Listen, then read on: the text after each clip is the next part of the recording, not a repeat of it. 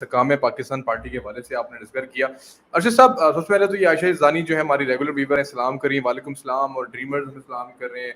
असद, आज अपना number please देना। नंबर तो यार आप मुझे बस ट्विटर के ऊपर जाके फॉलो करें, वहाँ पे मैसेज कर लें जो भी आपने बात करनी है। चौधरी आदिल साहब, ट्विटर मेरा असद एस मिर्जा 1 है ट्विटर हैंडल, वहाँ पे आप मुझे मैसेज कर सकते हैं। फेसबुक भी मेरा यही असद एस मिर्जा है, वहाँ पे आप मुझे मैसेज कर सकते हैं। नंबर मैं यहाँ पे शेयर करूंगा तो ये ना होना कि यूथ ये सुन रहे और बाद में गालियां शुरू हो जाए, मैं ब्लॉक करता फिरूं सारी रात।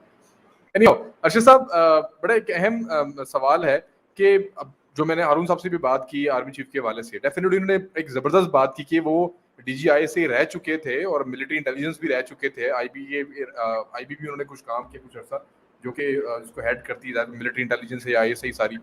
तो वो इमरान खान को बड़े अच्छे तरीके से जानते हैं। मैंने कल कमेंट किया था कि जब उसने कहा कि मैं आर्मी चीफ को से बात करना चाहता हूँ लेकिन वहां से कोई जवाब नहीं आता, तो मैंने कल एक कमेंट किया था आप लोगों को, मैंने सेंड किया था कि ये एक जहरीला इंसान है, इसका सियासत से ही खात्मा जो है ना वाहिद इलाज है। पहले डेफिनेटली इसी चैरिशम के ऊपर वो कत्ल का इल्जाम लगाता रहा, संगीन इल्जाम लगाता रहा, और जो इसके अलाकार यूके में बैठ के या ओवरसीज में बैठ के जो पाकिस्तान की फौज के खिलाफ जहर उगल रहे हैं, जिसको बकायदा ये लोग फंड कर रहे हैं, तो वो एक वो चीज भी आ गई।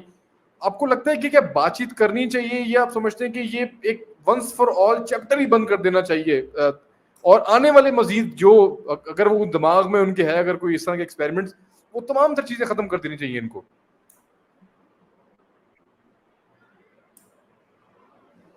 बिस्मिल्लाहिर्रहमानिर्रहीम। बहुत शुक्रिया असद भाई, आपने बड़ा ज़बरदस्त सवाल किया। और सवाल ये है कि जनरल आसिम मुनीर और इमरान खान, अच्छा इसके ऊपर मैं बात करने से पहले ना थोड़ा सा जो होता है ना, जैसे कवाली से पहले एक राग शुरू होता है, उसका खींचना बड़ा ज़रूरी होता है ताकि समा बांधा जा सके। लेकिन एक बात तो याद रखें कि DGISI को वज़ीर आज़म के की ख्वाहिश पर एक दिन के अंदर, यानी कि शाम को बात होती है और रात को जो है ना दफ्तर खुलवा के नोटिफिकेशन करवाना, ये सर मुमकिन नहीं होता उस वक़्त में कि जब पाकिस्तान के बारे में बात हो रही हो। हमें बहुत अच्छे तरीके से याद है कि मरीम नवाज शरीफ के ऊपर जब यानी कि होटल पे हमला हुआ और वो कमरे में मौजूद थी, बगैर नॉक किए दरवाज़ा तोड़ के और हमारी फोर्सेस इंटर हो जाती हैं, तो हमारी फोर्सेस ने उस वक़्त में उसके अगेंस्ट क्या बात की थी या क्या जवाब दाखिल किया था कि वो जज्बाती हो गए थे।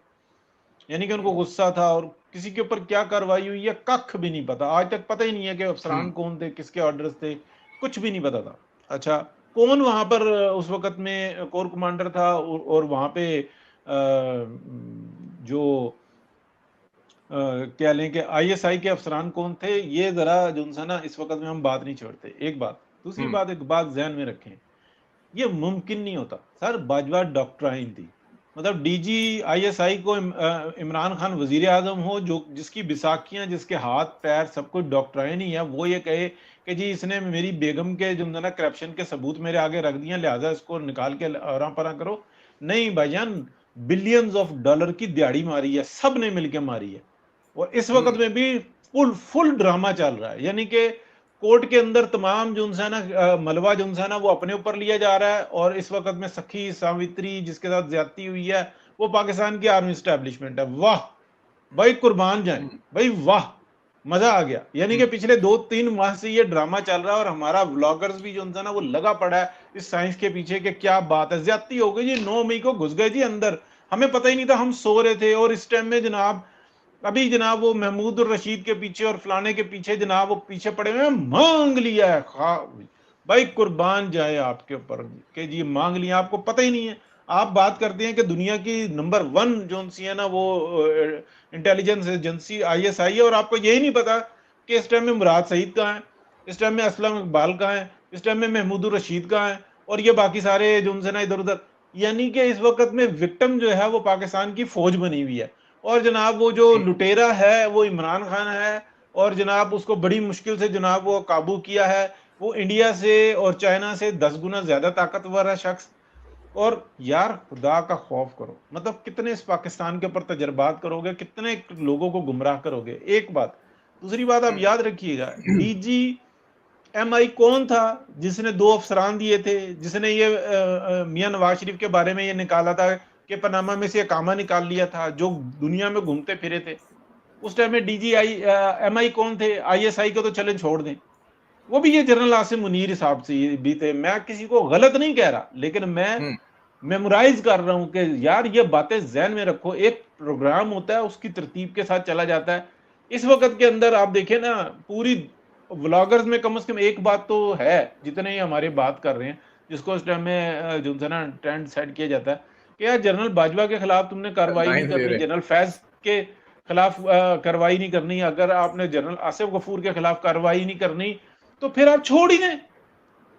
हम्म 9 मई को जनाब 9/11 का जो नाम है ना वो राजा रजाक साहब ने दिया, उसको पिक करके सब ने जनाब माशाल्लाह 9/11 कर दिया। अच्छी बात है, मुझे इस पे कोई इतराज नहीं है। लेकिन आप मुझे ये बताएं कि ये सानेहा बुरा था या कि वो सानेहा बुरा था कि जब डीजीआईएसआई जनरल नदीम अंजुम आके प्रेस कॉन्फ्रेंस करते हैं डीजीआईएस अपना डीजीआईएसपीआर के साथ, और वो ये बताते हैं कि हमने सियासत से रुखसत ले ली है, और सेम डे वो सियासत कर रहे थे, उसके बाद तक सियासत कर रहे थे, और जनरल बाजवा खुद कर रहे थे, और इस वक्त में इस पे वो बहुत मान भी रहे हैं। अर्शद साहब, इस पे सर बहुत ज्यादा इख्तलाफ फिर पैदा हो जाएगा। देखें बात सर कहीं से कहीं निकल जाएगी।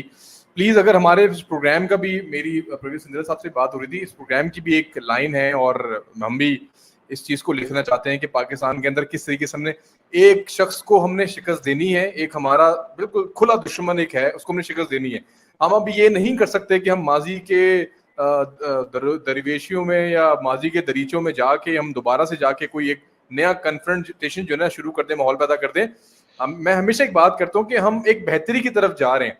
आपने जो बातें की हैं ये बिल्कुल 100% दुरुस्त है, मैं इसकी तायद करता हूँ।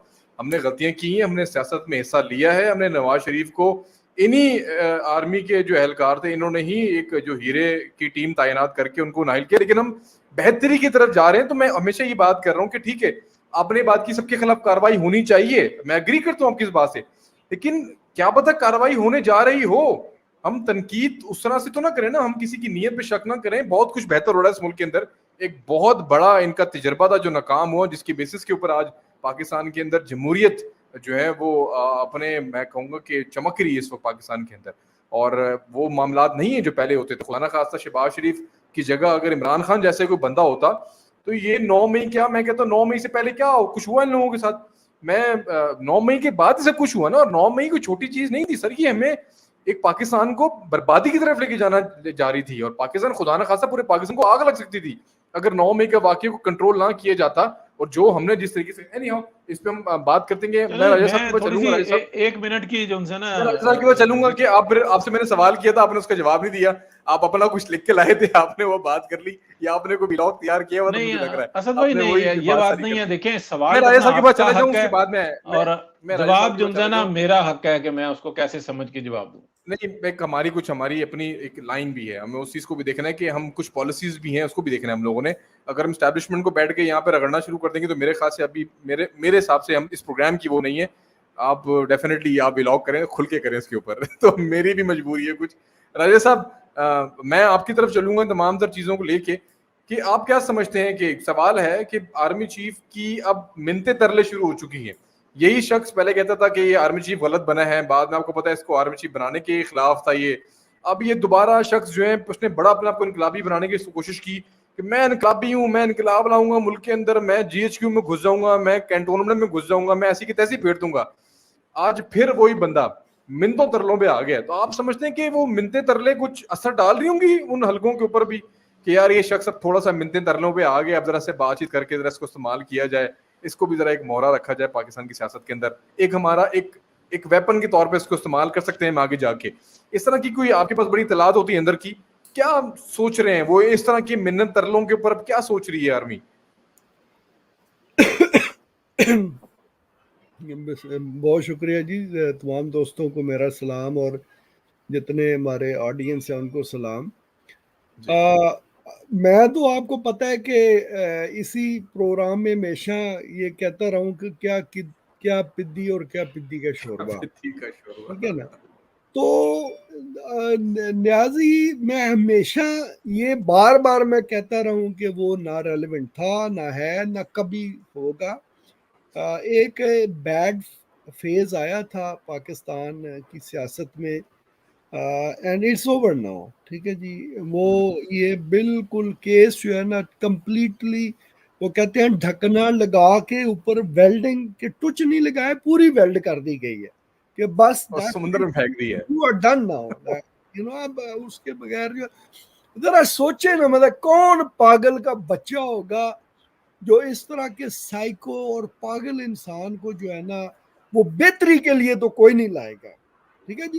एग्री। अगर उन्होंने उसी तरीके से कोई पाकिस्तान से रिवेंज लेना हो, ठीक है जी, पाकिस्तान से, तो वो अलग बात है। या सिर्फ उन्होंने एक ही एजेंडे पे चलना हो कि हमने मुल्क को तबाह करना है, तो उसके लिए कोई को ले आए तो वो एक और बात है। But it's close chapter now. Niazi साहब जो है ना वो इंशाल्लाह ताला अब दोबारा बिल्कुल पाकिस्तान की सियासत के करीब ही नहीं भटकेंगे। यू नो इस चैप्टर इज क्लोज नाउ, तो हमें ज्यादा नहीं उसके बारे में अब फिक्र करनी चाहिए। अच्छा, ये अरेस्ट कहते हैं कि नहीं कर रहे या करना चाहिए अरेस्ट उनको, कोई अभी भी कोई खौफ बाकी है किसी किस्म की, कोई तहरीक चल जाए, कोई बड़ी इनकलाबी तहरीक चल जाए, कोई अगर गिरफ्तार कर लिया नहीं, तो कोई? तहरीक अब देखिए, मैं तो जाहिर है बाहर रहता हूँ, मैं ग्राउंड पे